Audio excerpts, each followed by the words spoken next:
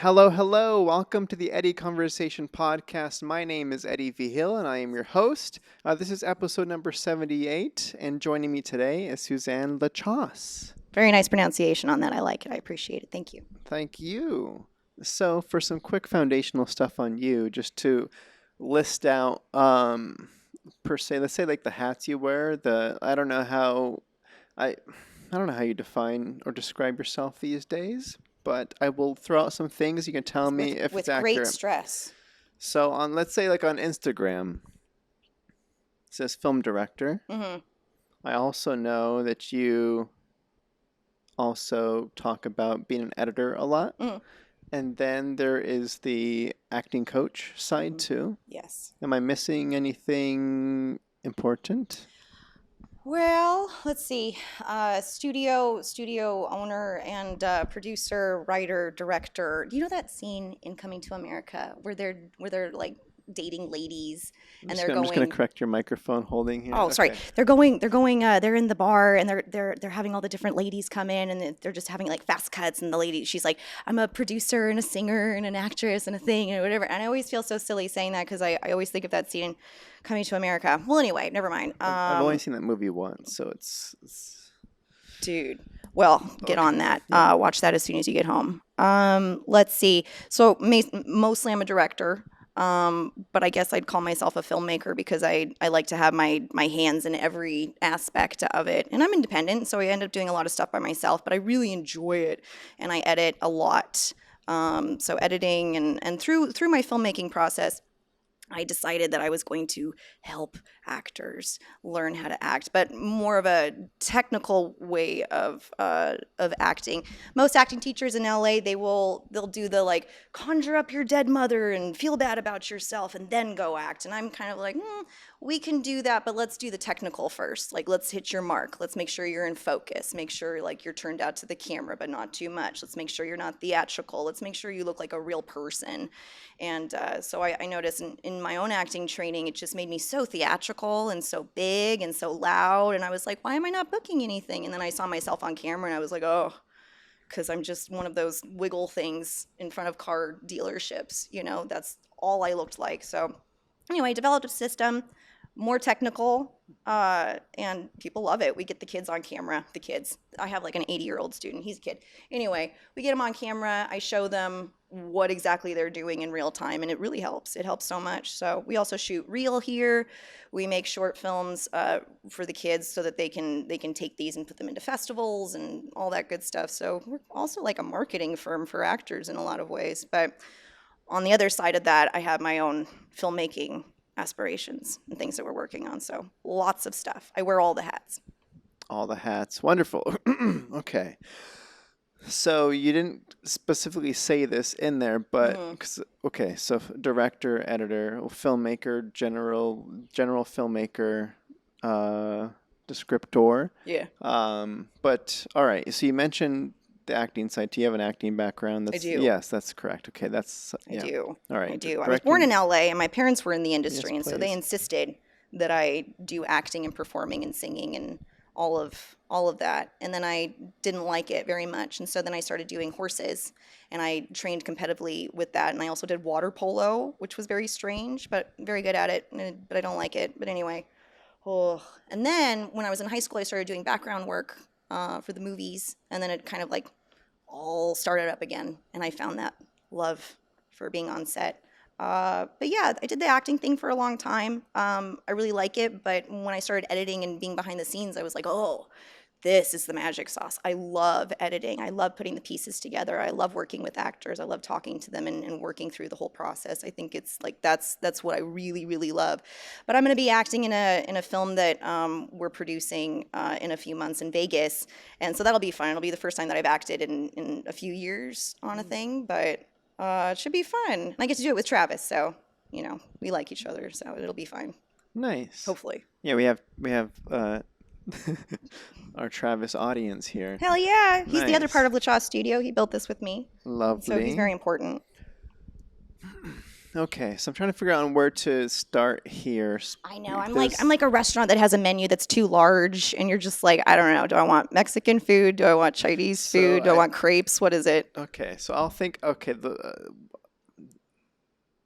well, let's start where I don't get to talk about the actor prep side as Mm, much on this show. Like I'm often talking about process, about the crew side and, right. and prepping and shot listing and the directorial visions and all that kind of the writing, but I don't get to talk about how actors prep or how to help actors prep. All Mm. the I know you have a series on. I know you're on TikTok and you're on Instagram and I just got on TikTok, and you me know what? too. It's blowing up, man. It's who knew? I've been avoiding going over to TikTok for so long just because I'm old fashioned. I'm an old lady. I can barely like keep up with my messages on Facebook or whatever the hell. And it's like it's not my world. I'm not like an internet like person. But I've forced myself to do it. Oh my God, they love it. I'm helping so many people, and it's nice because you hit not just the LA people, but you hit like other countries and other Yeah. places, and they're just like, oh my God, thank you so much. So really nice. TikTok is it's a strange world though, very strange. Yeah, Checking it all the because time I think we now. jumped on essentially at the same time. I was uh developing some clips from the podcast, and then mhm. I somehow yours. I don't know how yours came, or I don't know, whatever. I saw yours too, and yeah. Okay, so essentially, I'm just trying to say you have Mhm. those bite size, quick tips Yes, for actors. that's what they like. Quick tips. The quick helpful tips. So I was just gonna pull. Okay, context. Mhm. I direct, Mhm. and I started my path. Yeah, let it all out. Let it all out. Open it up. I thought I wanted to be an actor Uh-huh. initially, and I did scene studies and I did a couple of theater plays. It Mhm. was maybe a year and a half of the pursuit of the acting side, Mhm. and similar to how you described it, well, I got to experience the behind the scenes stuff and actually enjoyed Mhm. that a lot more. I don't want to act in any capacity really. So, but I do credit like the accidental planning of if I'm going to direct, it is helpful to understand Absolutely. what Mhm. the actors you're directing are going through, how to communicate with them, Mhm. and how to, yeah, that whole collaboration is more helpful when you've been through it yourself. I think so. Mhm. So it has been a little bit since that initial foundation was built for me. Mhm. So since moving to Los Angeles, been here for 4 years now, Hell yeah. I almost I almost take for granted Mm. actors showing up ready. Like as a script supervisor, as a first AD, as a director, I forget what the actors do to Mhm. prep for the role that they show up for. I'm just like, yeah, you're here, great. I expect you to be at a certain You level. know everything.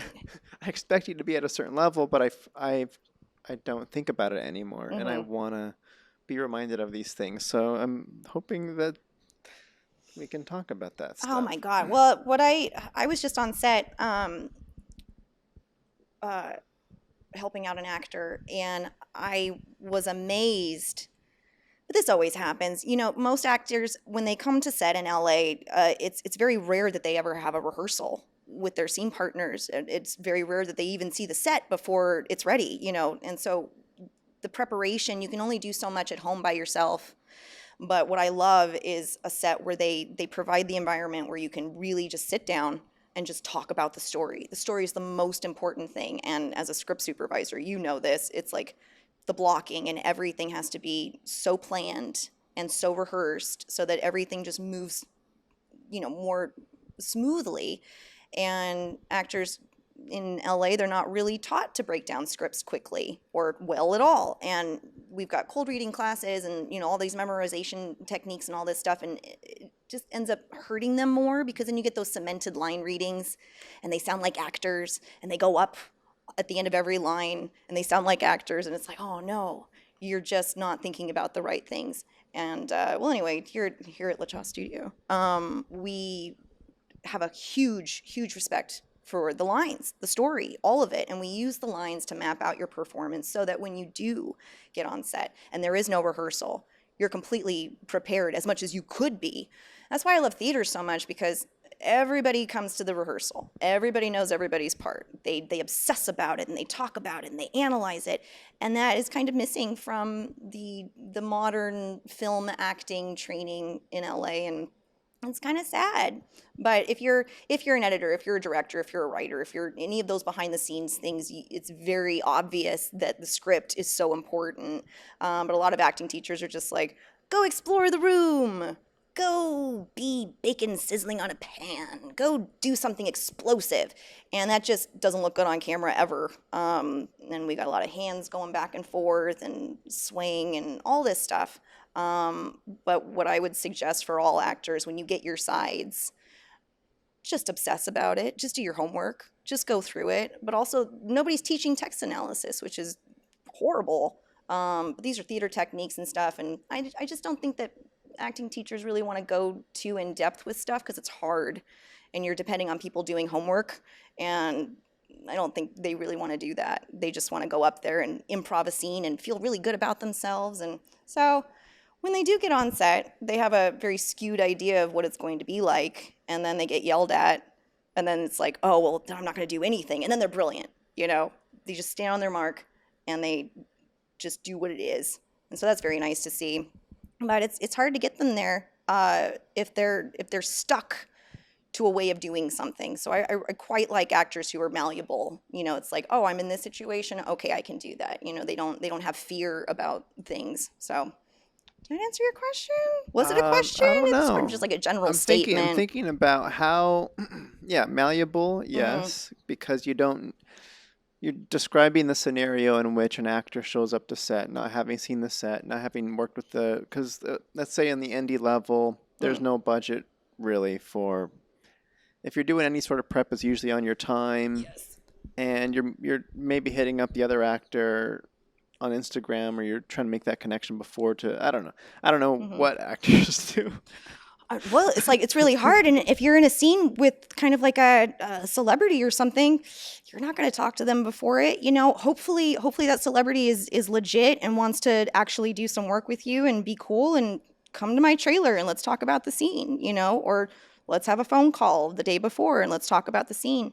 But I think those talks are so important, and the talks don't happen as often as I would like them to. So, yeah. So how do you feel about you mentioned the talks between actors. Now, the other element is the director. 100%. So the directors have all sorts of different, what do we call it? So I was going to say strategies, but directors have a lot of different ways that they work with their actors. I'll just say it, bro. The word's not coming to me. Oh, no, it's totally right. Like a Sidney Lumet network. He rented out a hotel conference room for months, and he had everybody come and just do rehearsals, and they just ran it like a play, and they were dogmatic about it. And he was there with his hands, every look, every point of focus, everything was all planned. And you've got like a great writer like Patty Chayefsky, the script, and he wanted the words exactly the way that they were supposed to be, which is so funny because in a lot of acting classes, they're like, the lines don't matter.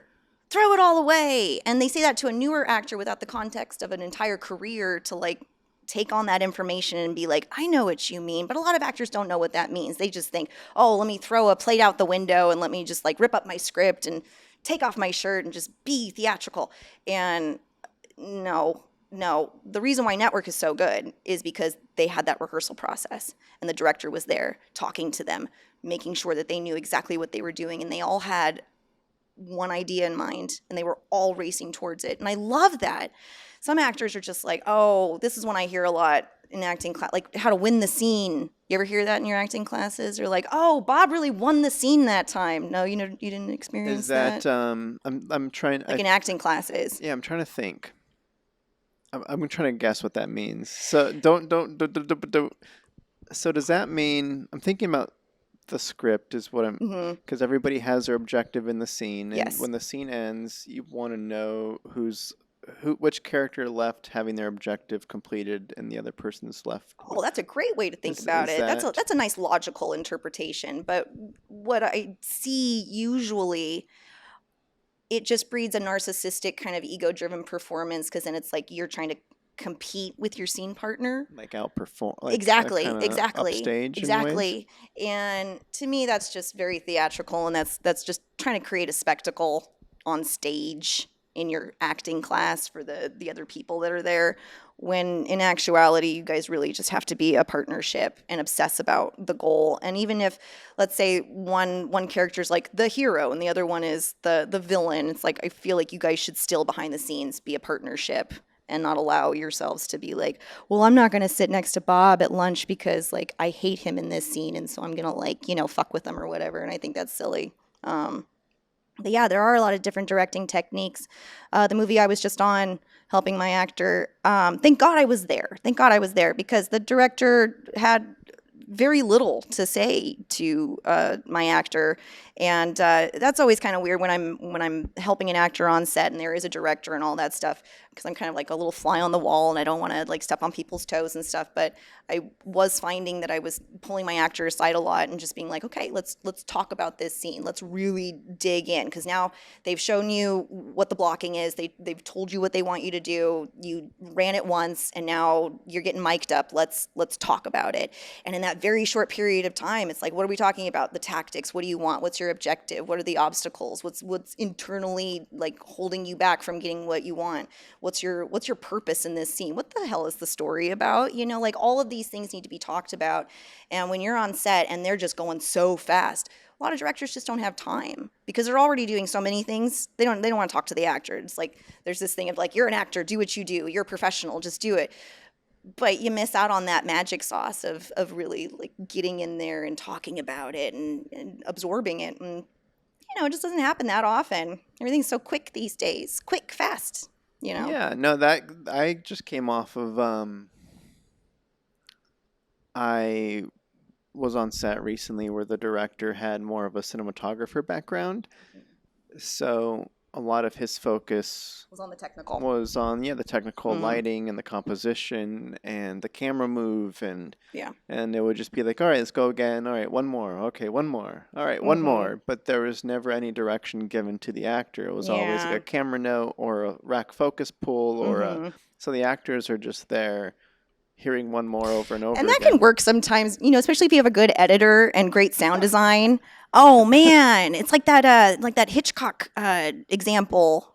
I guess it was Hitchcock, but they showed the same image of a man, and it was just the same image, video, and and they showed him, and then they showed like a picture of a naked woman, and then they cut back to the guy, and then it was like, oh, he's like lusting over this naked woman, and then same shot of the guy, then they cut to cake, then they cut back to the guy, and it's like, ooh, he really wants that cake, and then they have the same thing of the guy, and then they cut to a dead child, and then they cut back to the guy, and they're like, ooh, he's so sad, but it's like the audience will believe what you show them depending on what they've seen before and what they're going to see after. I can make an audience feel however I want, and sometimes I just need the actor to like stand on their mark and just look over there when I say, just give me a point of focus. Just have your eyeballs just go over there, and sound design and all that. I can make an audience cry with just a point of focus, and you don't have to be thinking about anything. And I think that's what a lot of actors are having a hard time dealing with, because acting training has been seen as this very like existential crisis. You got to like brew up some like dark secrets and things, and you really just have to torture yourself. And I realized through editing is like, I don't really know what the hell you guys are thinking about. Sometimes I use stuff when they're not even rolling. It's like they haven't called action yet, and I'm just like, that was a good look when he like looked over at somebody like crashing into something. Now I'm gonna use that. Hell yeah! So when I see myself doing things like that, it kind of takes the the mystery of this the craft and the art and all of this stuff, and it's like, well, just look over there, please. So it can be very technical, but we also get deep too. Well, yeah, because you, We get deep too. yeah, yeah. Some scenes are very technical, and some are more. Yeah, some scenes are deeper than others. So Absolutely. Like the scene in, I'm going to cut you off. I'm going to cut you off. please, The scene in, what's it called? What's it called? Oh, that Titanic. really good one won the Oscars. The Schindler's List. Everybody loves Schindler's List. There's a scene in there where Liam Neeson is the camera's coming around like this, and he's got a cigarette like this, and the Nazis are coming in, or whoever's coming in, somebody bad, and he tells the story that Spielberg was behind the camera, and he's like, all right, look over there, take a drag, and put your hand down. No, one more time, here we go. Da-da-da. And it was like very technical, and Liam Neeson describes it as feeling like a puppet. He felt, I'm not an actor at all. I'm not doing anything. He's just telling me what to do. But they all got Oscars for it. It's one of the best movies, ever made, all of this stuff. And there's a great example of just doing something extremely technical and feeling so bad about yourself as an actor and just like, oh, this isn't working. And then watching it, and it's like, it works. It works so well. Well, let me ask. Yeah. So the direction is technical, but the actor is still expected to bring some sort of emotion to it. If he was literally just doing the thing, and Well, that's the point of the story, is that he wasn't thinking anything. He was just thinking, wow, Spielberg is not like a very good, like, he's not understanding what I'm going through as an actor right now. Like, what's my motivation? And it's like, no, somebody comes in, look, do the drag and da-da-da, and then we're going to cut. And it's like, I love that. I love that so much because it takes the mystery away. It turns in this like super, super precious like craft, and it just turns it on its head. And it's like, no, we don't need to be so precious about it. Now, in the scenes where he's, having an actual scene with another partner, he knocks it out of the park 100%. That's when I would like you to do all of your inner work and all of that stuff. When you're with a real person, when you're with your partner and you're putting all your focus on them, that's the magic sauce. That's when it's appropriate. But yeah, if I have the Nazi coming in and I need Schindler to like lift his head up, I don't really care if he's like, oh, I'm scared, or what am I gonna? No, like I'll let you know what you're gonna feel with the sound design and the music and the situation that's happening right afterwards. It's very simple. Just look at the fucking door. We don't need to like conjure up your dead mother or anything from that. It's just, but I think like a lot of actors, they want to be doing something. They want to like feel like they're I don't know. It's not acting's not that hard, you guys. It's not. Right, but the fun part, fun part. I hope it's edited. Like for me as an editor, I'm just like, oh, look at this actor having so much fun. Doesn't really help me. In the moment, being included and collaborated with is semi expectation built. No, or what's your question? As an actor, when you are finally cast in a role, yes. It's what we all want as an actor. Just put me in something, cast me. And then once I get cast, I'm like, okay, great. I have all this training. I want to have this back and forth with the director. I want to have this back and forth with my scene partners. But if those opportunities don't come up and it's just like, oh, well, I'm here and I'm just being like, if those like you said, if your scene partner's famous and you never have that chance, they don't give that time in, and the director doesn't care whatsoever about your specific character's performance, then it feels a little bit like a hollow experience. 100%. I mean, you should never really feel totally comfortable on set. There should always be, seriously, as an actor, you don't get a big head. Don't get an ego. You should be shitting on yourself at all times. I'm worthless. Nobody likes me. And then that's where, because then you stop trying to impress people, because that's the worst thing that I can see as an editor, because then, the eyeballs, I can see that you're not thinking about the story.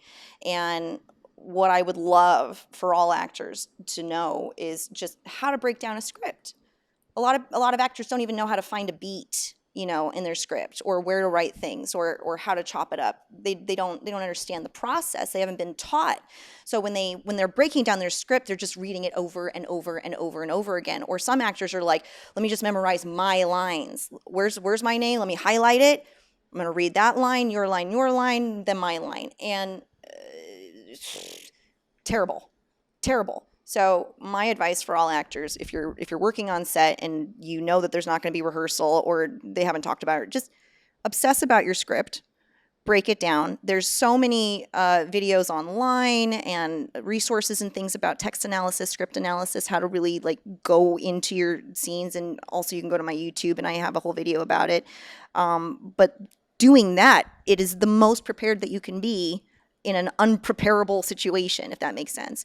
So that when you do get on set, you know that scene so well that you know how far to go too far with, you know, your malleableness, with your actions, with your blocking. And the second they get on set, they're going to be put into a little cage, not a real cage, but like the confines. You know, you can't walk past here, you can't go over here. This is your seat that you will sit down on that line.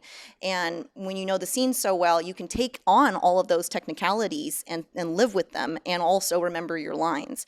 But what happens a lot of the time when you do the memorizing, just reading it over and over again, you're barely holding on to it in your mind, so that when the director's like, oh, actually, I want you to sit down on that line. Actually, I want you to like get up and then like walk over here and then say your line. They're like, oh God, I can't even remember my line. Oh no, what's my name? And so knowing the story so well is the only way that you can really, really prepare for that. But yeah, don't expect any rehearsal. Don't expect anyone to hold your hand on set. I mean, obviously, we all want to collaborate with each other and get along, and it's, you know, a party and all that stuff. But it is so serious, and you miss one little thing, and it's like, well, now you got to do pickups. Months later, when your hair's different, you've gained 10 pounds, and now everybody's upset with you. It's, you know, there's a lot of stuff to think about. So, you know, an actor prepares. Is there an ideal situation? Is there an ideal environment for an actor to show up into? Is there an ideal environment as a director to establish for your actor? How do you normally prep? And what's your? Because I know I start with food. Get them to the crafty table first. They're going to have all their crap with them, everything. Take them, set up their stuff, make them comfortable, bring them into the fold, introduce them to everybody. I mean, this is what I like to do, you know, like we're all a family. Nobody's more important than anybody else. You know, we all wear many hats. If something needs to be picked up, I'm not going to ask the PA to do it. I'm going to be like, I'm picking this up. You know, there's no kind of hierarchy and all that shit. So I want to just build rapport as quickly as possible. And also, this is so that the actor knows you're not going to be a big shot here. You know, there's no egos here. If you think like, oh, I'm a big actor or like whatever, it's like, no, we're just trying to get a thing made. That's it. But I think too much emphasis is put on like the actor. The actor's so important. Yeah, you are, but you're only important if you're good and you don't piss me off, you know. And once you start having problems, like I was working with an actor a few months ago, and I asked him to improvise the scenario instead of reading the text. I was like, okay, we have that. Now let's improvise in your own words. Let's just get an improv take. And oh my God, deer in headlights. It was like, oh my God. And he was like, I need to take a moment. And he left and like didn't come back for a while. And I was like, hey, are you okay? Do you like whatever? And he came up to me and he's like, you know what? I just don't feel comfortable improvising. I don't. And I'm like, you don't know how to be a person. Like, you know, and so I had to work with him. And I was like, let's just hit the beats. What do you need to communicate in this scene? What's the scene about? And being able to work him through that. I mean, it worked out fine. It was great. But it's very strange when an actor comes to you with an issue that's like, that's your job, is to just be thrown in the shark tank and make it work, you know, at all cost.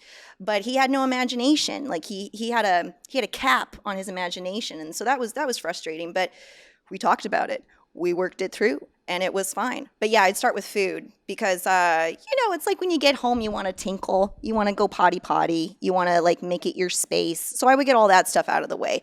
Make sure they're pottied, make sure they're watered, make sure they have food. And then you start doing your scene work. We sit down with the other partner. We just talk about the script. We talk about the beats. We talk about, okay, we're going to cut here and then we're just going to do this section and then we're going to switch around and we're going to do this. And I just make sure that everybody knows all the technical so that they can be completely prepared. But rehearsal's the most important thing. And then we run it as many times as we can to make sure. And that's not just for the actors, but it's also for the camera crew and light and everything. So we're looking at all of those things. But it's great that I have people who can run that while I'm talking to the actors. But I also know my shit with the camera, so I can be like, you're not doing your job. Hold on a second. And then I can like run over there and, put out little fires here and there. I'm just a fireman, actually, Sure. odd set. But yeah, I mean, the sooner you get talking about the story and the script and making sure that everybody knows what they're doing, and then replicate that over and over and over again as many times as you can. But on set, you don't have time all of the time. But what I would suggest is having rehearsals prior to shooting, which very rarely ever happens. But yeah, get your people together and rehearse. And ideally in the space you're going to be shooting, right? Sometimes it doesn't work out. Like let's say if you get a location and like that's the location for that day, and you've gotten your permit and you've gotten your money together and everything, and it's like Thursday's the day. I can't go Tuesday to that location and do stuff. So. Yeah. What was that one movie with Nicole Kidman and that other guy? And what was it? AMC No. Ad? She's doing such a good job. I just love seeing her up there. Anyway, it was a movie, and there was no set. There was no set whatsoever. It was like Dogtown or Town Goes Town. Well, anyway, look it up. Thinking of the big flood movie with the Spider-Man actor in there, but. Was she in that one? Or I'm thinking of some. No, that's the other guy. Spider-Man. Which Spider-Man? Never mind. Tobey Maguire. No, the other one. Love his mouth. The new one. He has such a great mouth, Tobey Maguire. Anyway, go ahead. Okay. Sorry, I went somewhere. Okay, so what I was thinking about was, you mentioned as the director running through the scene with the cast prior, so the crew can watch what's going on. Everybody has an idea of what's happening, and you can kind of massage out in the space with the actors and figure out where everybody's moving, where you're saying the lines. Now, this is kind of preference. Like I said, directors have different approaches, but is that the ideal scenario for the actor? How a lot of times directors will pre-diagram their whole top-down views on, like, on this line the actor's going to be at the mirror and they're going to say this, and then they're going to go to the bed and sit down and say this. And then the actor shows up and it's expected to, like, there's the two different ways. Is you can block with the actor. It's the block, light, shoot method, right? You block it out, and you should have an idea as a director how you're going to shoot it regardless, but there may be the DP's watching. They can figure out, all right, well, now that we know what's happening, these are the angles I think would be most interesting. You and the DP talk about all that. But so there's the flexible method and there's the more rigid, we need these specific shots and I need you on these marks for all this stuff. How does one balance that as a director, I guess, is almost the thing. And how does an actor be ready for, they don't know which method they're going to be jumping into, really? Well, the method that I always go to, and as an editor and the person most of the time putting everything together is the story. The story is the most important thing. And you hire people and bring people in that you feel can make that story the story that you want. You're trying to make a movie, a commercial, a whatever, but there's always a story, and you have to remember the audience. The audience, they're the most important, right? Because they're going to watch your thing. And I think you need to be specific about, are you acting because it's therapy for you and you need to act and like have an existential crisis on stage to like feel good about yourself? Or are you an assistant storyteller telling a story and working with a crew to make it the best that it can? There's lots of different types of actors. And I think that if you want to have an existential crisis, then you should do theater, because in theater you can run around the stage, you can do whatever you want. You're seen from head to toe at all times, along with everything else on stage, and you're going to tell the audience what's important. On camera, I have to show what is important with every frame, with every cut. And sometimes I just need actors to do those very technical things, like take the cigarette and look over there. But in scene work, when they're doing like a big scene, like the big dramatic scene or whatever, I think it's really important to let the actors do a take and just see what they have, whatever it is, without anything from me. Let's run it once. What do you have? Let me see. And then in that, I can be like, well, that sucks. Let's just do what I was going to do. Or I like what he did on that. Let's change it around. Just as the actors need to be malleable, I think that the filmmakers and everybody there need to be malleable as well. Because if inspiration is striking, if lightning's hitting the set, you have to be ready for it, and you got to pick it up, and you got to be in focus. So it's really important for actors to train so much so that when they feel those high emotions coming, when they feel the big thing going to happen, they're not out of focus. They're not hiding their eyes. They're not moving back and forth too much. They're not doing all of the things that would make capturing that performance impossible. So it's very, very important. Like when you're on a baseball team, I've never played baseball, but when you go learn baseball, they run through the traditional, like, what do they call it? Oh, like the standard, the You run through. What do you mean? Like, When you hit the ball, you run the bases? maybe or? baseball's a bad example. I don't know enough about I baseball. don't like baseball. Travis, what in baseball when you're practicing and you're doing, like, what do you call that? You're practicing your, like, Swinging? or just like, anyway, you need to practice. Oh, the basics. Oh, good Wow, Lord. the I know. basics. The basics. You practice the basics over and over and over and over again until it becomes habitual in you. It's like driving a car. Like when I first started driving a car, I had no idea what I was doing. And now I can be like painting my nails, making a left turn, cutting somebody off, turning the radio up. And it's like, because I'm so comfortable with my driving. And that's what I want actors to do. They're so comfortable In their fundamentals. in the basics, that when shit happens on set, like this actor, they're really feeling it, they're getting there, they don't get too big. All of the basics don't go out the window, which unfortunately sometimes they do. And it's like, well, that was a great take, but we didn't get any of it because you were off, feeling inspired. So, I teach them to be inspired, but also stay on your mark. Remember all the technical as well. Reconciling the technical and the emotional is what makes film acting possible. Write that down. That's great. Thank you. I recently watched a YouTube video. Christian Bale was doing his thing. He was like talking about all of the previous, the classic what Christian Bale talks about his previous roles video for like whatever. Oh, cool. Like Vanity Fair. Yeah, one of those. And it opened up. They snipped one of the clips, and they always open up the YouTube video with the highlight reel, and then they get into it. He was talking about how his prep. Christian Bale gets into his roles for sure. He says he doesn't show up to set unless he feels like he's got to get like super, super, super deep into character, and until he's comfortable with the idea of like showing up to set and the director saying, I don't even like this scene, let's do something else and let's figure it out. You have to be able to throw out that scene out altogether and still be in character and still come up with. Well, yeah, it's Christian Bale. Holy shit! I mean, if Meryl Streep came in here and I was directing her and doing the scene and whatever, and all, she's like, let's try something. I'd be like, we're trying something, everybody. We're trying something, right? Because those actors, they've been in it for so long. They're so trained. And they know story. They're so good at it. Yeah, most of them are producers and writers, and they have their own production company. And most of the movies that they're doing are movies that they are producing. They found the material. They got the funding. They did the thing. Love actors like that because they're taking a control over their career. Now, the younger, more inexperienced actors, they get what they get.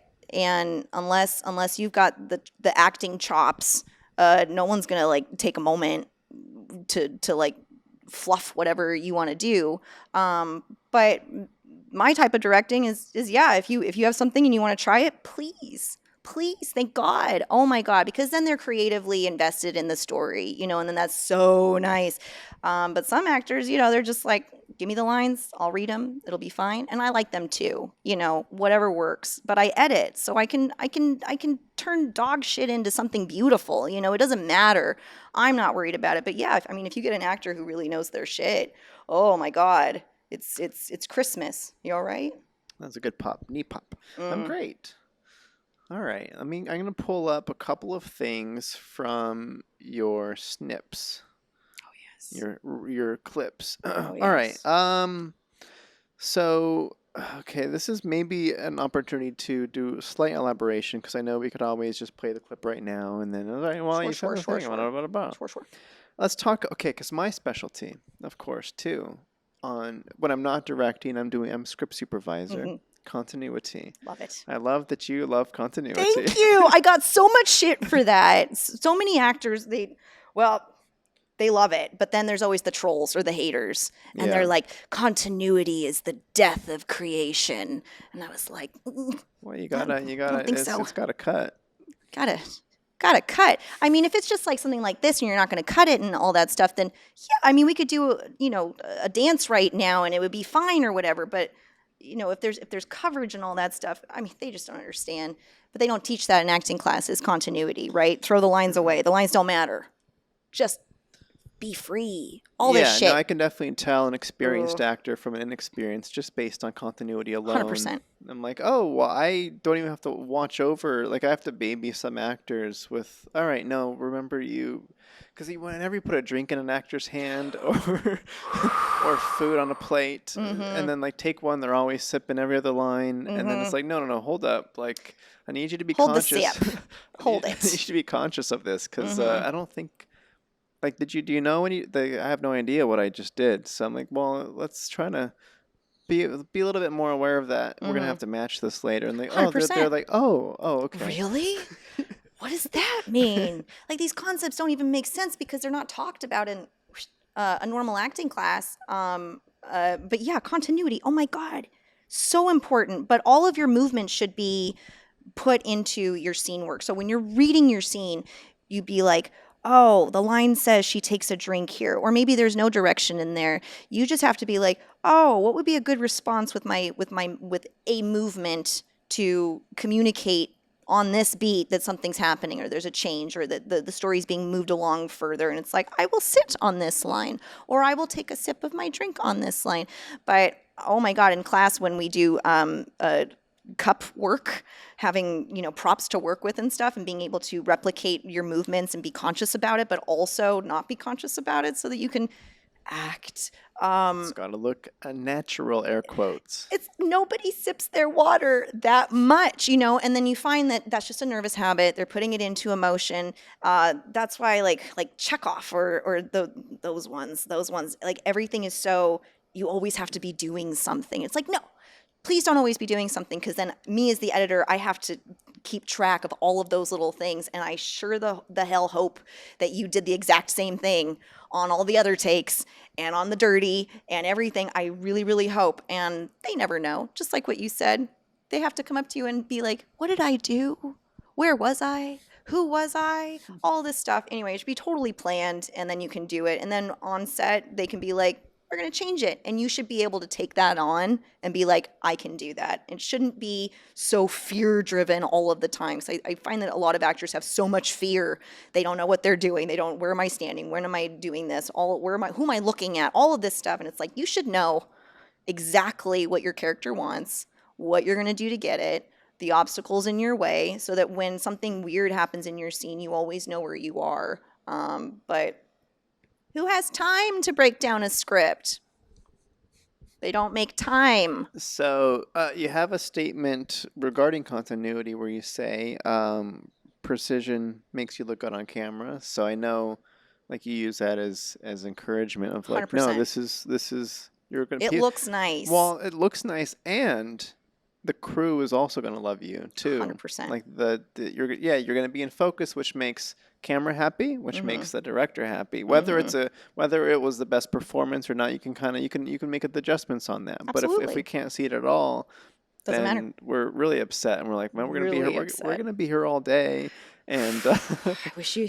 And then you got to do it again. And then it's like, and then you got to get to the basics of, all right, we're just gonna forget walking into this. Just stand there. Stand there. Just stand. Gotta simplify. Just stand and look. But yeah, precision looks so good. But also like there's a certain physicality to actors. If you look at like a Christian Bale, which by the way, I think he was right for yelling at that man on set. I think absolutely 100%. 100%. If you're doing a scene, was it a rehearsal or was it a real scene or whatever? Someone's moving around. You're talking about being in an actor's eye line, right? And like that was kind of the issue in this one. Don't listen.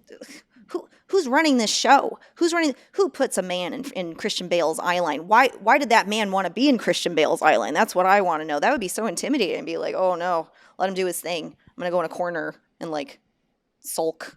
Yeah. But Yeah. Crew likes to sneak things while, everybody's trying to do their job and be yeah, sneaky about it. chips. And it's Have, like, just hold, everybody hold, and let's, don't yeah, stand there because you're literally, I can see you're yeah, you. Ugh. we do our best. Indie sets can be complicated for sure.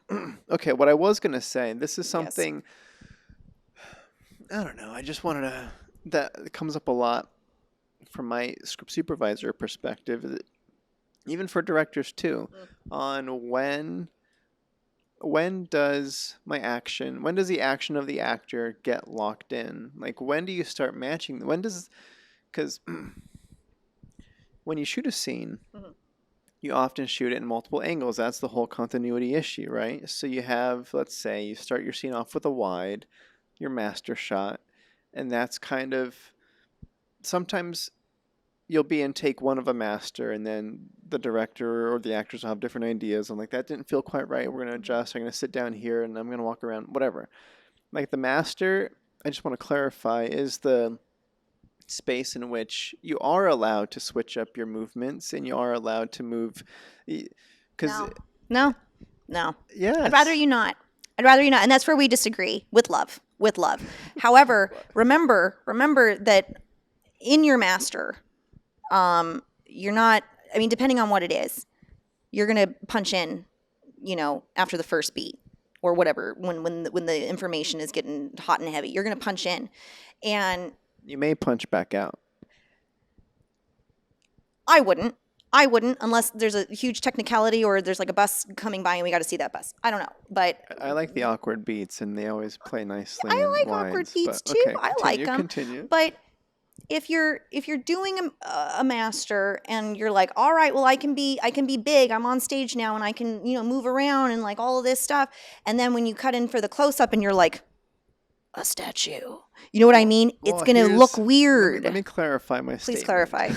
Yeah, clarify it. So I'm also adding the asterisk of take one we didn't like. We're not going to use that take. So we're not going to cut out of that master into the close-ups. This is a dead take. I'm not going to circle this one. Oh, just to like let them see what they do. Like Yeah, essentially, like you said, right. I'm going to let the actors do what they do. Okay, Take well, that's one. different. Okay, so take two in the master, make some adjustments. Okay, they did this. Take three. They did the slightly different movements. And then as a script supervisor, I'm keeping specific notes on every take. I'm like, okay, on this one they sat down here, on this one they sat down here.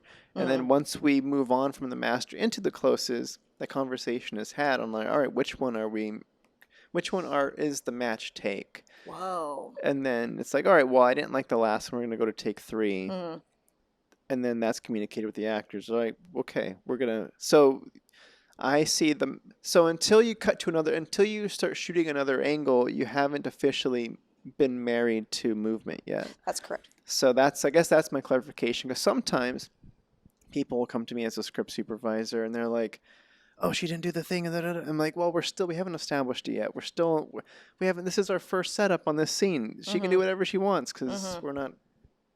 So there's that. There's some flexibility in the first. Oh, flexibility is so important. Yeah. I don't like to be married to anything with the script just because when in your mind as a writer putting it down on the page, you see it a certain way. But if Christian Bale comes and he's like, I really just want to do this on this line, I feel that I can trust the actor.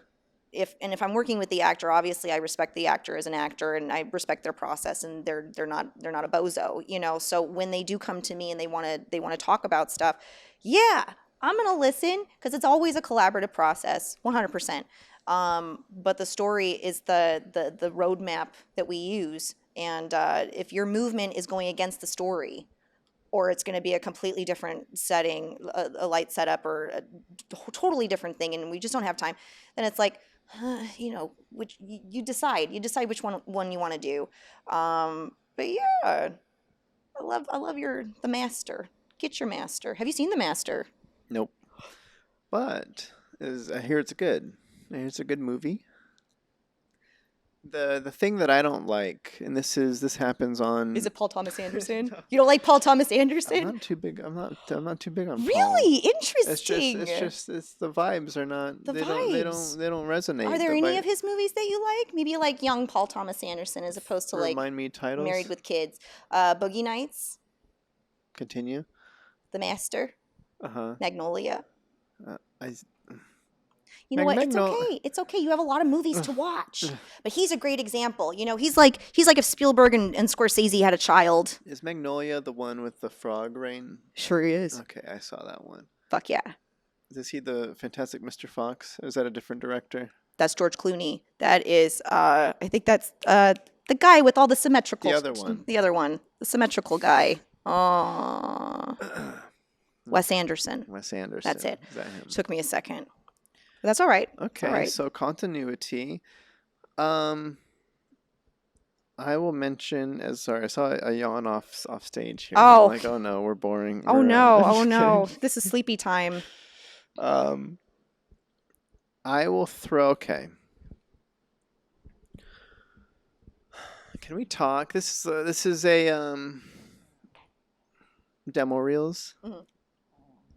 How do what's expected? How I always feel bad for my actor friends that are always scrambling to do the latest and greatest, next trendy demo reel design, Mhm. and they're getting words from casting directors or from I don't know who they're hearing this from, but what are we really trying to do here with a demo reel? Okay. Ideally, as an actor, here's what you're going to want to do. You're going to want to have your website, okay? And on that website, you have a section called videos, reels, demos, whatever, scenes.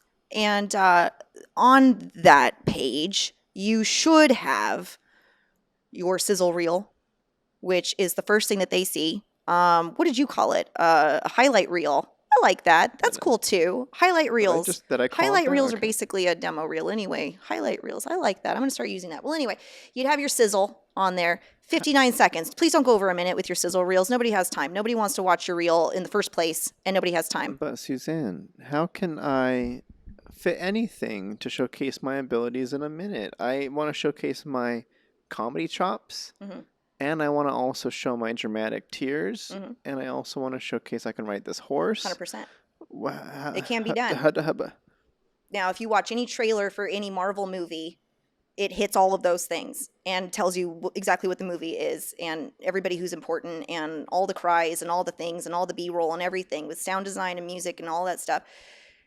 It makes you want to see the movie, you know? So don't worry so much about the length of it, but what you want to do with your sizzle reel is you have that up there, and then all of the scenes that are in that sizzle should be underneath in their entirety, so that, you know, the sizzle's just getting people interested. It's just hooking people, which makes them want to go deeper into your website. Oh, this is the doctor scene. This is the lawyer scene. This is an action scene. Oh, he's being silly in this scene, you know? And then you would also have your drama reel, your comedy reel, your stunt reel, whatever it is that you do, your voiceover reel, all that stuff should be on there. But the general sizzle, what I like and what I would suggest to actors to do, pick your best moments. Don't spend too much or don't give too much emphasis on the other characters unless it's like a very quick, you know, whatever. Or if they're a celebrity. If they're a celebrity, then yeah, you want to get them in there. You want to show that you're with a big dog. But what I like to do is start with your best acting first. So you're yelling, you're crying, you're having that dramatic moment, and then halfway through, a little line that's comedy. Now it's lighthearted. Now it's all comedy. Let's have it go out on a funny note, right? But we did all the important stuff first because no one's going to watch your entire reel. No one's going to do it. And the people who do are hooked and they want to do it. But if you think about casting directors, they're looking at so much stuff all day long. They hate their lives. They're in their cubicle. They don't really care about your 4-minute reel. For me, as who I am, when an actor sends me a 4-minute reel or even like a 2-minute, 36-second reel, my heart drops. I'm just like, I don't have time. I don't have 2 minutes and 36 seconds. But if it's 59 seconds, I'm like, well done. I have less than a minute for you, 100%. And most people don't even give a full minute, attention to you. So you always want to put the best stuff at the front of your reel, all of your best acting, and then you put the comedy, the lighthearted stuff at the end. And that does two things. It shows your acting, and if people drop off, then at least they saw the good stuff, the dramatic stuff. And then if they do watch it all, you made them laugh. They feel good about it, and it's a nice, lovely, wavy reel. And I just think it sizzles. That's it how cooks. that's how movies end. Is they always end with a lot of movies end with the trendy song that starts in the credits. And you're like, I had a good time. That was I had really a good good. time, but you kind of, you want it to feel, I like calling them like trailers. When I cut reels, I want it to be like a full experience for the person, and, everything works together, and it's a fully formed, living, breathing thing. I watch a lot of reels. I have a lot of clients, and when they give me their footage, most of the time it's just a very long scene slapped together with a black bar in the middle with another very long scene. And sometimes you don't even know which person is the person. So always start your reel with a big old frame of yourself saying something, and then you can cut to the other characters. But God, we watched one the other day, and I was just like, whose reel is this? I have no idea, because every single scene the guy was in had multiple people in it, and they were all kind of given equal focus. And I was like, I really have no idea, until the very end of his reel, where it was just him monologuing in Shakespeare. And I was like, all right, well, that's what he looks like, But I was invested in the reel, and I watched the whole thing. However, if it was just a reel that I was watching randomly, I'd be like, I don't know what I'm watching. I'm turning it off. But tips for a good acting reel: keep it under 59 seconds, please. Oh my God, have all your best stuff at the beginning. And I would avoid negative phrasing in your reel if you can. Like, if you're just shitting on yourself the entire time in a scene, and that's like your best acting, then I understand, it's all right. But you want to stay away from things where it's like, I know you never loved me, I hate myself, I'm worthless, things like that. I'm sure there's something in there where it's like a little bit more positive. Because if you're a casting director and you're just watching an entire reel of someone like, I hate my children, I want to die, or like whatever, it's like, okay, well, now I feel bad about myself. And you just, anyway, Yeah. be nice to yourself in your reel. Great. Sizzle plus the specific reels for because different genres. then your drama reel can be 4 minutes, because then people are like, oh, I want to see more. Let me really dig in. Okay, copy. But the sizzle will hook them and then lead them to the treasure, which is you. And then this is something that I've encountered more so recently, and I don't know if this has always been the thing or what's up, but maybe you can help shed some light on it. And it's called, when say, as a director who's also the producer, because you do that, you cast actors to act for you, and then you complete the project. Ideally, you share the project file with them so you can chop out their bits. I don't know how you handle getting actors their materials, but sometimes I've given actors their materials, and then they'll respond with, actually, this is great, but is there a chance I could get the raw? Can I get the raw files? And I like that. And you like that question? I like that. Okay. Because then the thing that always bugs me about actors, some actors, is that they have this very like, please, sir, can I have some more? I'm worthless. Oh God, no. And what I love, why I love that, is because the actor was like, actually, I do some editing myself, and I'm a producer for my own acting career, and I'm taking charge, and I'm stepping outside of the thing, and yeah, give me the raw footage, because then I can cut it to my taste and exactly what I want on their reel. And I think that's great. I love that. But some directors would be like, no, it's like my art. I can't give my Picasso to you because it's mine.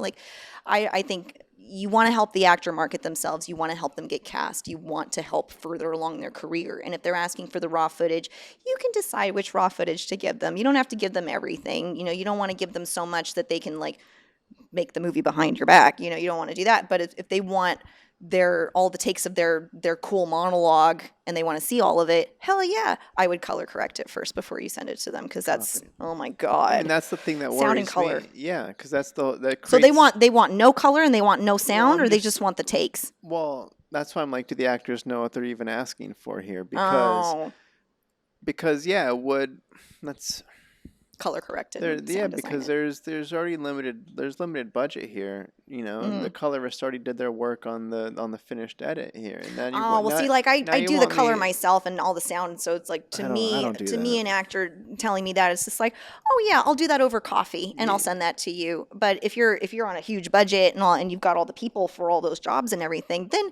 yeah, it becomes a little bit more like you're gonna get what I give you, because there's more technical things going on than you're aware of. But Yeah, because then if I sent over the raw sound, you know, there's all the different channels. There's the boom and the lavs, and are they gonna know I can?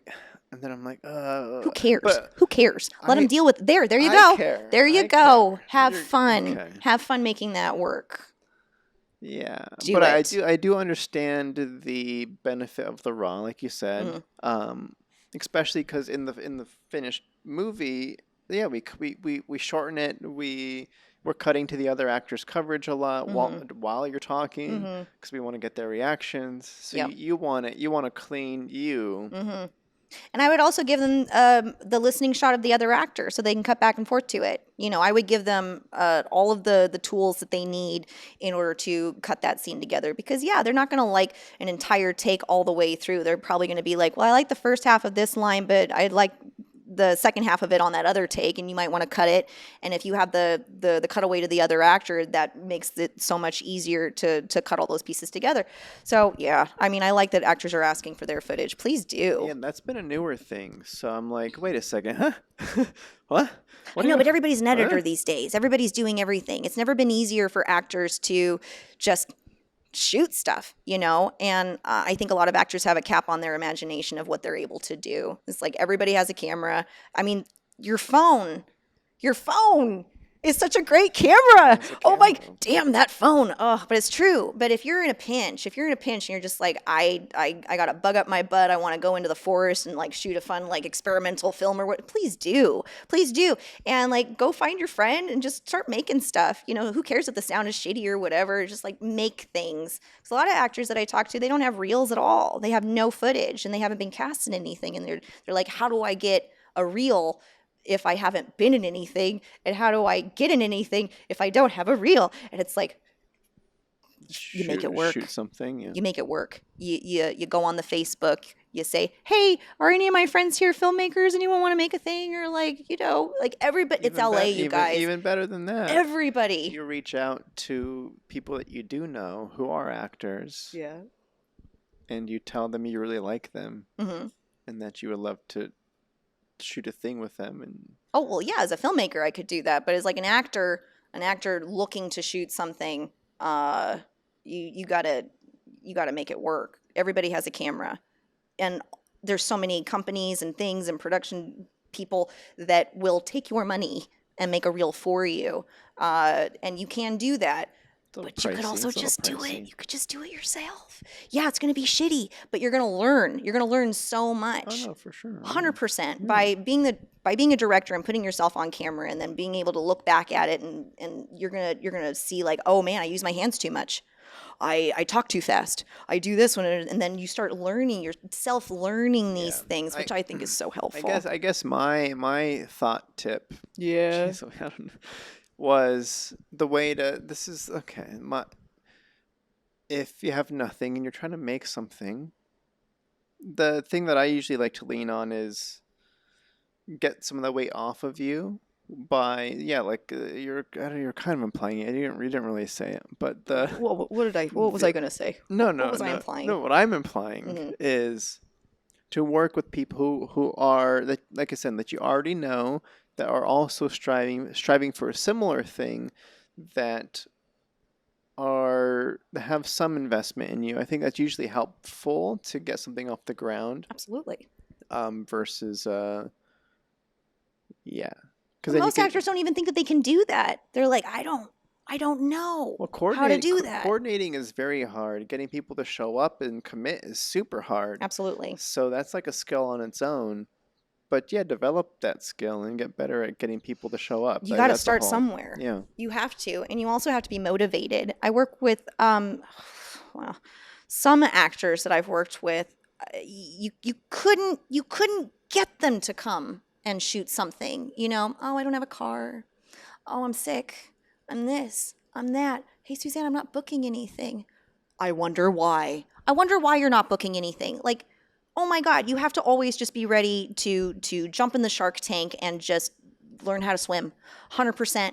And that drive, that motivation, the intention to get something done is so important to acting. Like, I've worked with a lot of actors who don't even know how to act, but they're really good at like the administrative part of it. They call the agents, they've got the headshot, they've got the reels and all of this stuff, and they do really well, and they're shit actors. Yeah, You but know, they're but showing up. Yeah. they're showing up. Showing up is most of it, you know, and then you've got really brilliant actors who are like, I don't feel like it today. And it's like, well, I'm going to work with the shitty guy because he answered my email, you know? And so sometimes it's like that.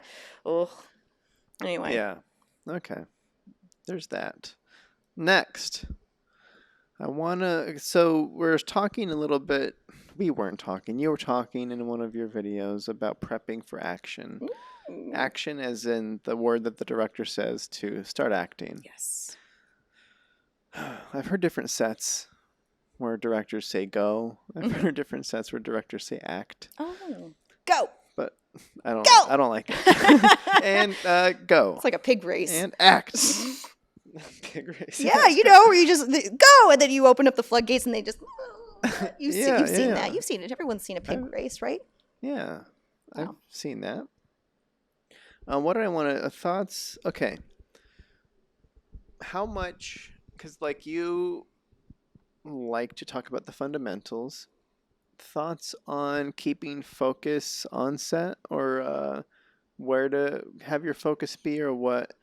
Because again, an actor, the whole goal is get me on set, but then they're there and they don't know some of the things. Mm-hmm. So, because you could be tempted, especially if, let's say, if it's a comedy or something, like you're here essentially entertaining the crew, or you could get a little bit sidetracked with, oh, like I need to be like talking to people, and I want to be funny, and I want to, I got to be enthusiastic, but I can see. So where focusing on set, what are your thoughts, tips? Oh, I have a story about this. Okay, great. And I won't call out anybody because, well, it's not polite. But I was on set working with the same actor, however, a month ago, and I was just watching the different actors, and we had an actor on set who was kind of a celebrity actually, and it was like, oh, that's that guy. Very cool, very cool. And it was interesting to see his process because between takes, he was all by himself in a corner, quiet, calm, reading his script. That's it. And no phone, no nothing, just with himself, going over the script, making his notes, doing all of that good stuff. And then huge props to him. And then I go in the crafty room, and one of the other actors who is not a celebrity was on his phone playing Pokemon Go, and just sitting, hanging, and watching. It was very interesting to see their two performances based on their preparation. The one guy, the celebrity guy, fucking killed it. He killed it, and he did multiple takes. They were all different every time, except the blocking was always the same, which I adore. Consistency, continuity was there. However, the intentions, the emotions, what he wanted in that scene was changing in just the perfect ways. He knew exactly how far to go too far. The other actor, when he had this very complicated kind of just telling people what to do, like he had done it, his whole life, and it was just he was the boss, and he had said this line a million times and all that stuff. But we needed to believe that he had actually, been this person for a long time, saying these lines over and over again. When he got up there, they called action. He got tongue-tied. All right, reset, everybody, reset. Okay, rolling, camera, action, tongue-tied again. He did this probably like 12 times in different versions of it, just forgetting his lines and blah, blah, blah, blah. And I was like, Pokemon Go. Pokemon Go. That's why you don't do that. That's why in between takes and all of that good stuff, you want to just go back to what the most important thing is, which is the script, the story. What are you doing? Go explore your script, please. This thing of like entertaining the room, even if it is a comedy. Don't play a comedy like a comedy, because then you're telling the audience like how to feel about stuff.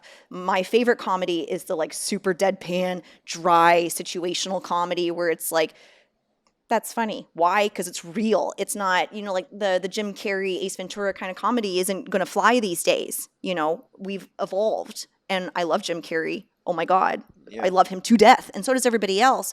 But no one's going to be the next Jim Carrey, because there's already a Jim Carrey. There's already a Robin Williams. But you look at these two actors and they've made that switch to being dramatic, and they just set fire to everything. They're so good, but it's very different. They realize, okay, I'm in 1 Hour Photo. I'm like a psycho. Robin Williams, have you seen 1 Hour Photo? Nope. I'll add it to the list. I'm in Fisher King. Have you seen Fisher King? I've seen the one where he's a therapist to Good Will Hunting.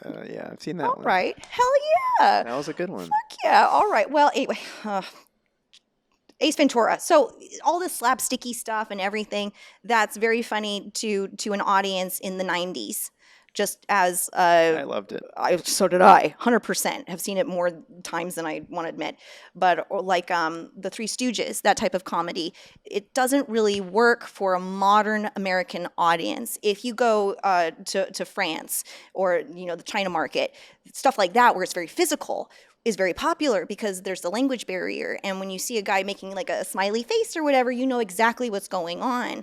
But if you've got like an Aubrey Plaza being like, I'm very happy right now, they wouldn't really know what's going on. So there's different types of comedy, and I always just like playing it as real and as close to the vest as humanly possible. Nobody wants to see you entertain anybody. You're supposed to be a character in a story, in a situation. But entertaining the room is a huge no-no.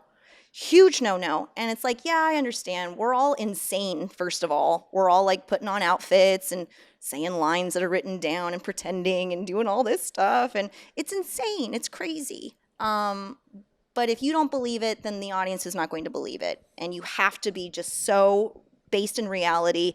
Forget the camera. Forget about, oh, did this line make people laugh? No one should be laughing when the take is going on. Audio, nobody should be doing anything except just being quiet and calm and letting the actor do their thing. And if you're trying to make the camera guy laugh, it's a terrible idea.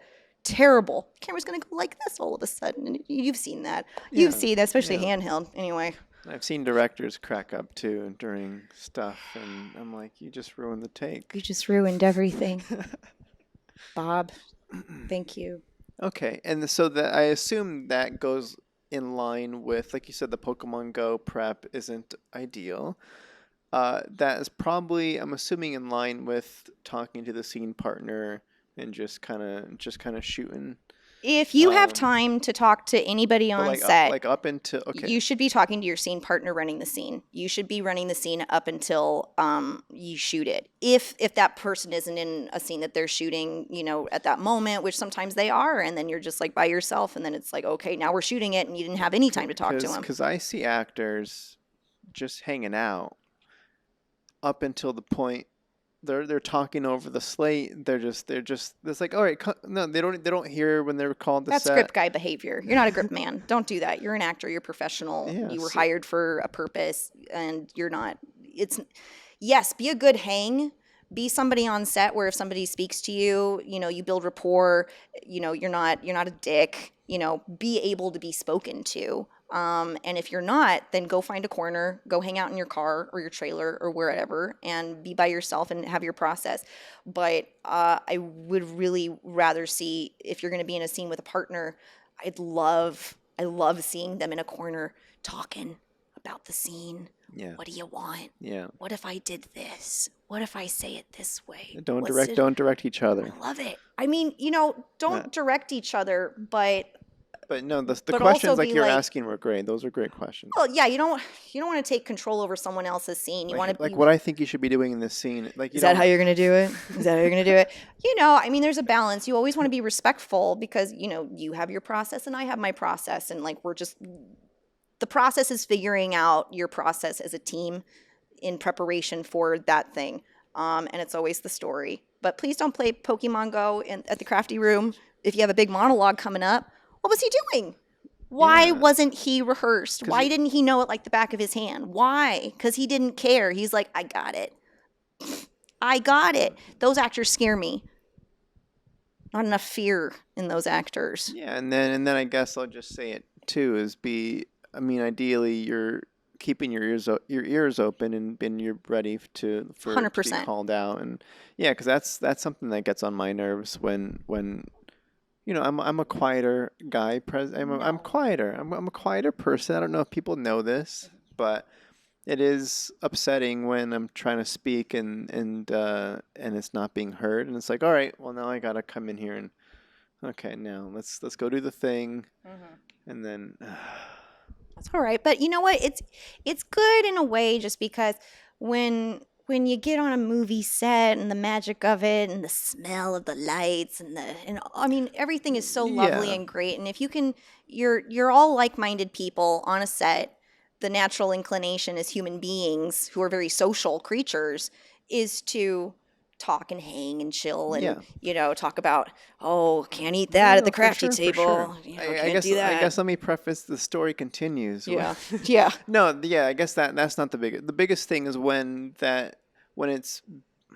it's like, all right, let's come to set, and then the talking starts all over again, and then they don't hear a second time like that. That's I guess that's more the annoying you got to part. be louder honey you got to yell at them No, no, no. yes you have to take command of your army.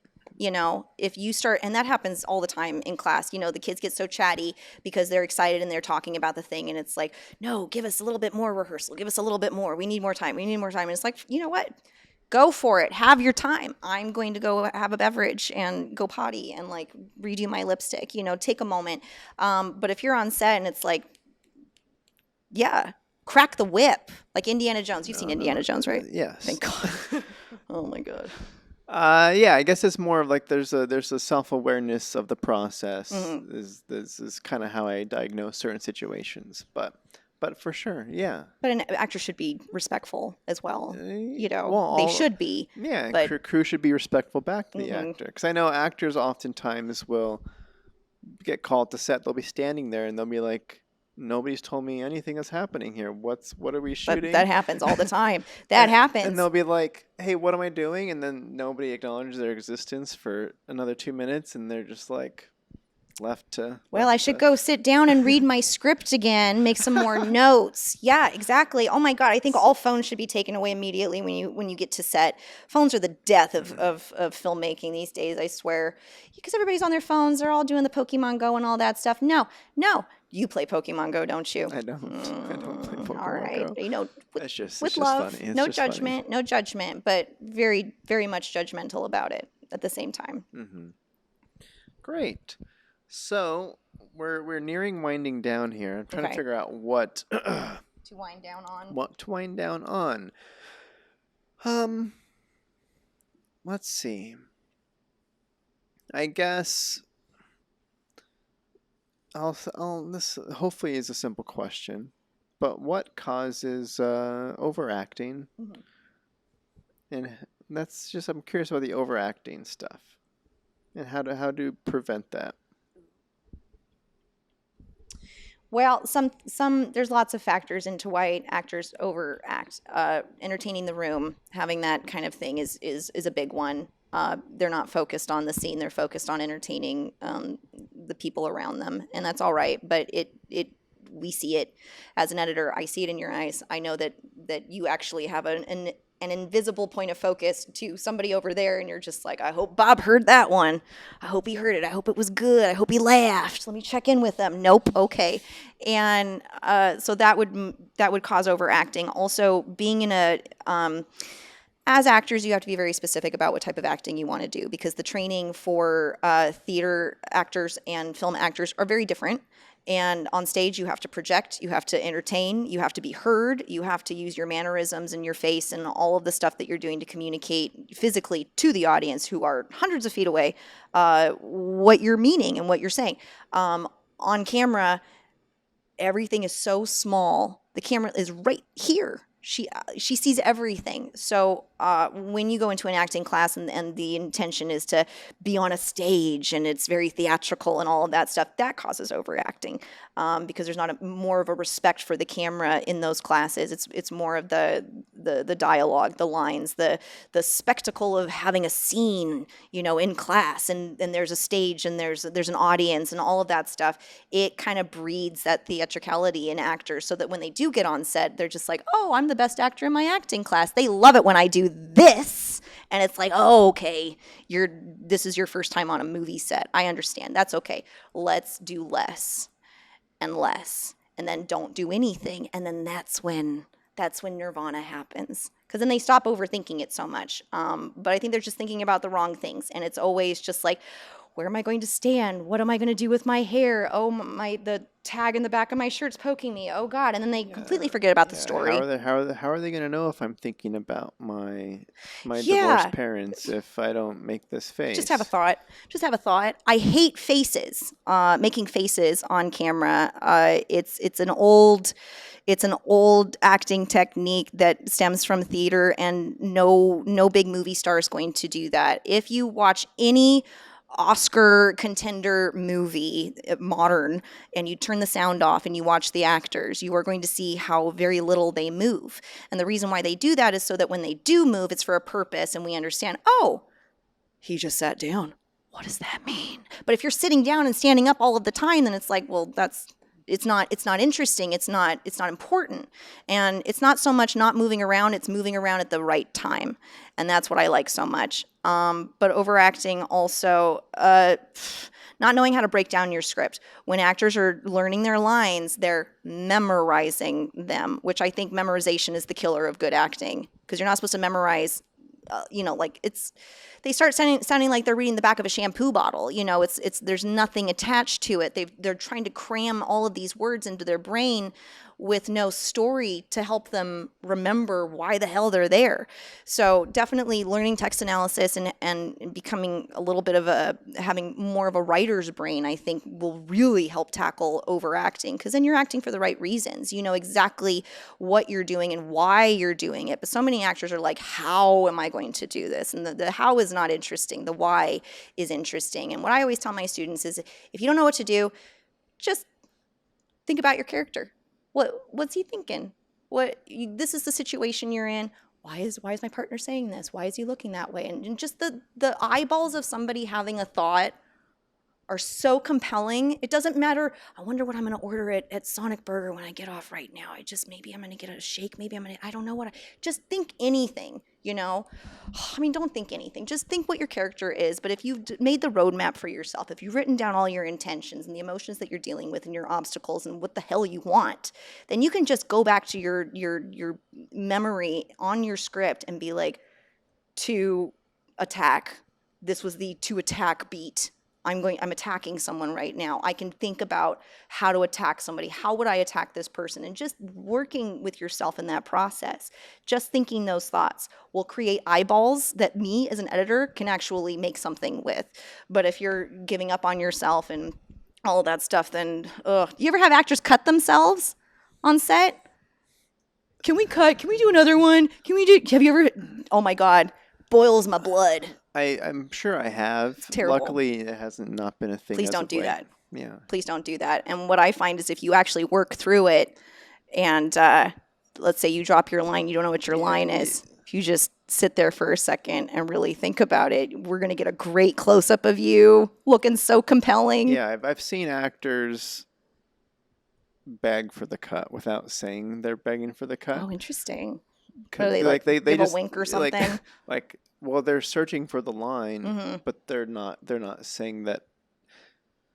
They've just been hammered with so many notes up to that point or whatever that they just stumped. And my thought, if I was the director, I'd be like, all right, well, we just need to resort this out. Just say cut. Mm. But Do they ever say line? Line. Yeah, I'm script Hell soup. yeah. Yeah, And line that's all another day. thing. If you're going to ask for your line as an actor, stay in character. Stay in character. Don't like, you're having this nice scene, you forget your line, and then don't go like, shucks, god damn it, line.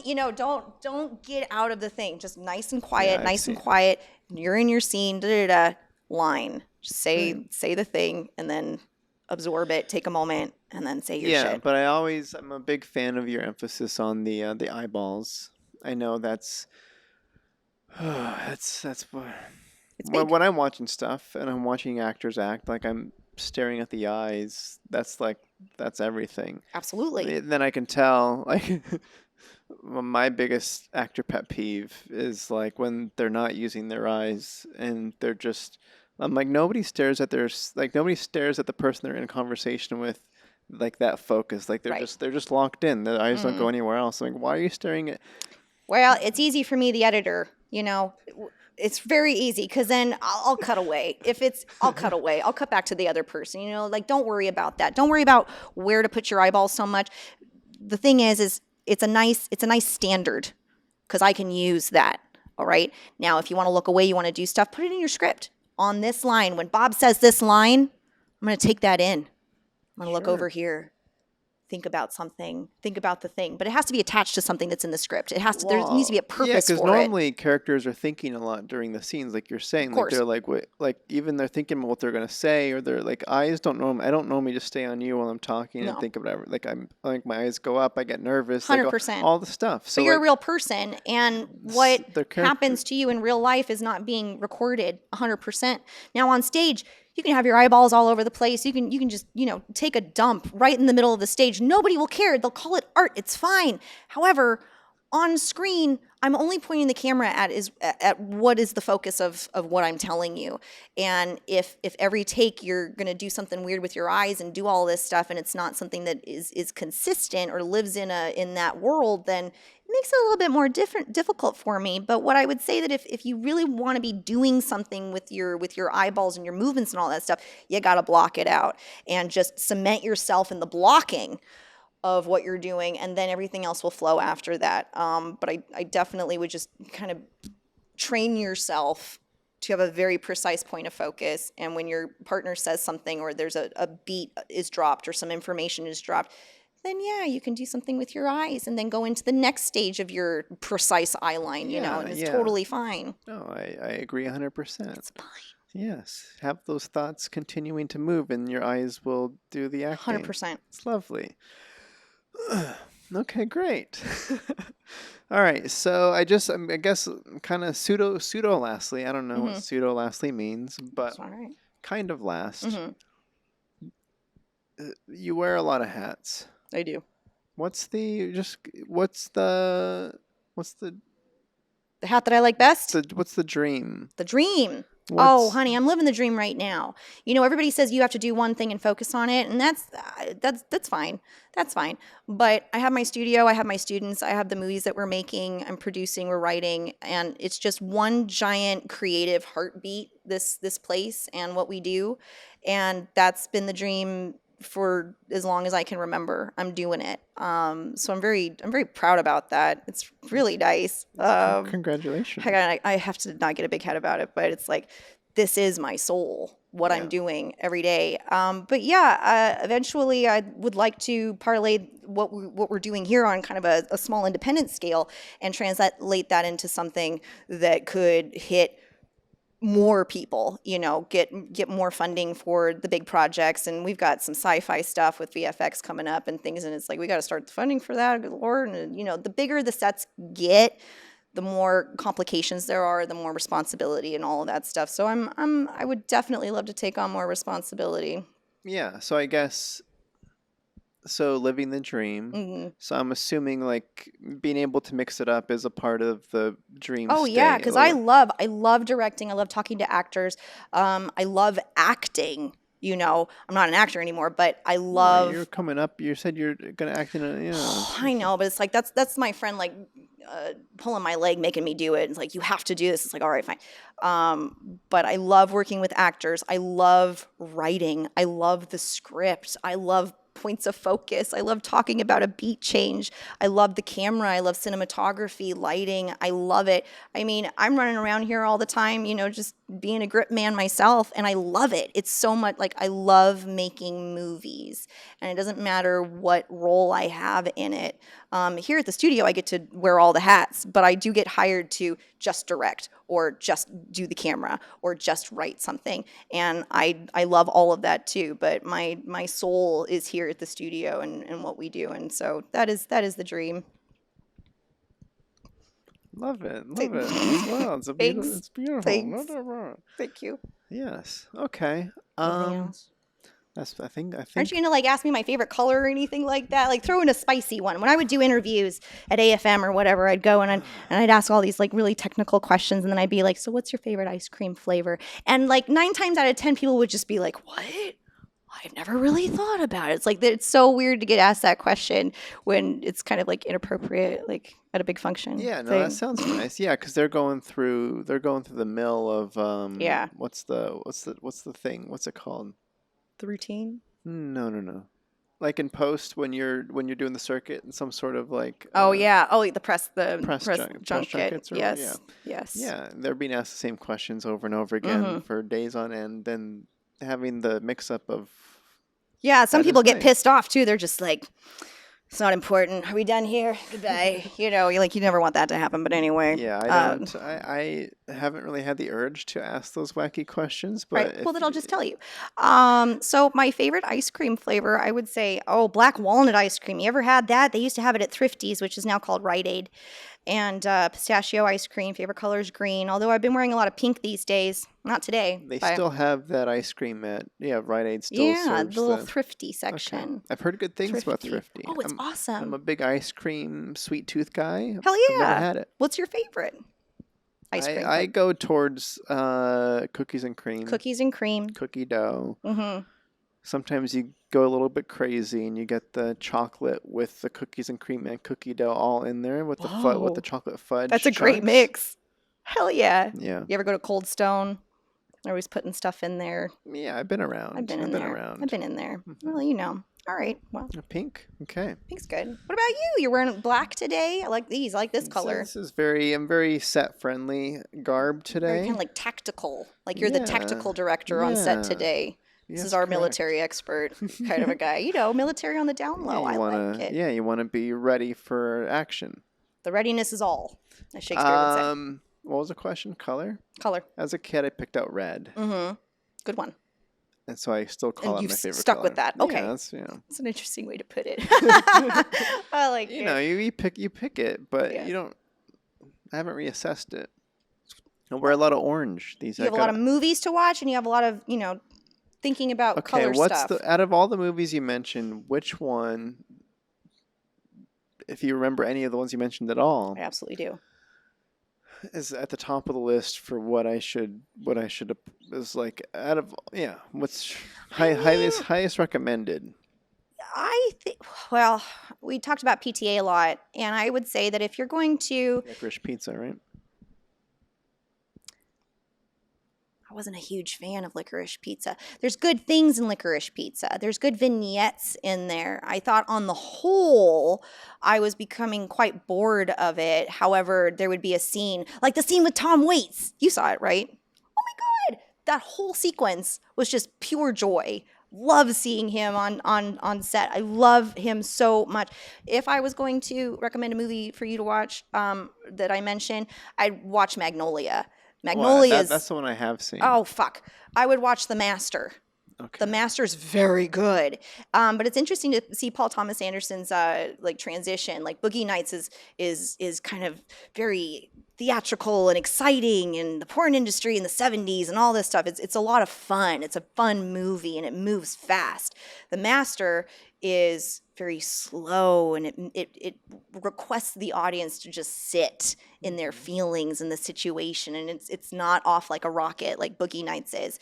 You really, but with the character and everything, it's about this L. Ron Hubbard kind of a guy. It's not really about him, but it's like the character is based off of him and Scientology and that whole world, and it's just so interesting to see. And then you've got what's the big, who's the actor in that, you have Philip Seymour Hoffman in there. Oh my God, he is so magnificent. And then Joaquin Phoenix, and these are two very different actors with two very different processes. And there's a scene when they're in the jail cell, and Joaquin Phoenix, he was just feeling inspired, and he just like starts ripping the cell to shreds and like kicking the toilet and doing all this stuff. What does Philip Seymour Hoffman do? He just leans on the thing and he just looks at him. None of that was planned. He was not supposed to do any of that, Joaquin Phoenix. Yeah, he felt inspired. Right, they left it. They left the camera on. They were just doing it. But there's one little point of focus from Philip Seymour Hoffman over to the camera crew. But it's so subtle. He's just like, is everything all right, Paul? All right? Going back. But it's like that scene wouldn't have worked, and it wouldn't have been in the movie if Philip Seymour Hoffman was just like, this is bullshit.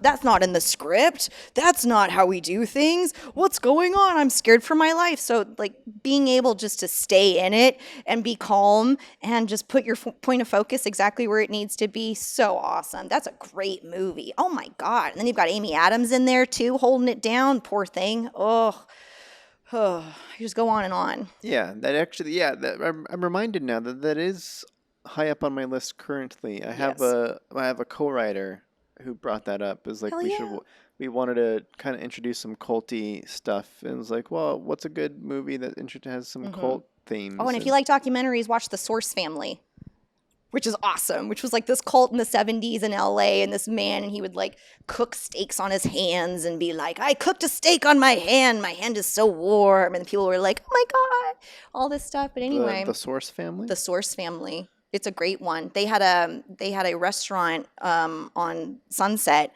called The Source, I believe. And my mom used to go there, and they would have like vegan stuff and just like raw salads and things. And it was kind of hippy dippy at the time. And anyway, she loved it because she's hippy dippy. But anyway, that's a great one for like cult stuff. The Source Family. Noted. Okay, last question. Ooh. This is the simple one. For those that want to, follow you or the studio, where can people find the things? Oh, well, I'm on all the things, all of the things, the Facebooks, the Instagrams, TikToks, YouTube, IMDb, general email. Also, we have a website, LaChasseStudio.com. You can find me just through my name, Suzanne LaChasse. I'm up there. You just Google me and yeah. Yeah, that should bring up all the stuff, It right? really should. Yeah. It really should. Copy paste my name into your browser and find me. Or don't, and have a wonderful life regardless. Sounds good. Sounds good. Well, that's the show. Thanks, Heidi. Thanks for being down. And all of that. Thank you for watching.